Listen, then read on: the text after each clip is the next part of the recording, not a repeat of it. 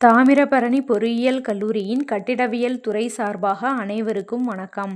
நாம இந்த வீடியோவில் சப்கிரேட் வாட்டர் ப்ரூஃபிங் அதாவது அடித்தள நீர்ப்பு காப்பு பற்றி பார்க்கலாம். இந்த சப்கிரேட் வாட்டர் ப்ரூஃபிங் என்பது அடித்தளங்கள் மற்றும் அடித்தளங்கள் போன்ற கட்டமைப்புகளை நீர் சேதத்திலிருந்து பாதுகாக்க நிலத்தடியில் ஒரு நீர்ப்புகா தடை மற்றும் வடிகால் அமைப்பை பயன்படுத்துவதை உள்ளடக்கியது. அடுத்து சப்கிரேட் வாட்டர் ப்ரூஃபின் பர்பஸ் பற்றி பார்க்கலாம்.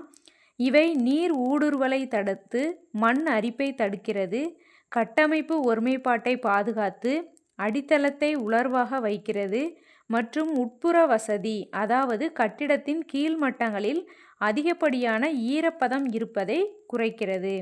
அடுத்ததாக மெத்தட்ஸ் பற்றி பார்க்கலாம். வெளிப்புற நீர்ப்புகா சவ்வுகள் பயன்படுகின்றன. இது PVC போன்ற செயற்கை பொருளால் ஆனது. பென்டோனைட் நீர்க்காப்பு இவை களிமண் சார்ந்த பொருளாகும். சிமெண்ட் பூச்சுகள் நேரடியாக மேற்பரப்பில் பயன்படுத்தப்படுகின்றன. இந்த பூச்சுகள் நீர் ஊடுருவலை தடுக்கிறது.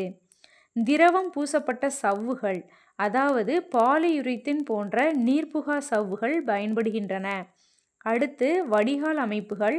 இதில் வடிகால் குழாய்கள் அல்லது சம்பு பம்புகள் பயன்படுத்தப்படுகின்றன. சப்கிரேட் வாட்டர் ப்ரூஃபின் நன்மைகள் பற்றி பார்ப்போம்.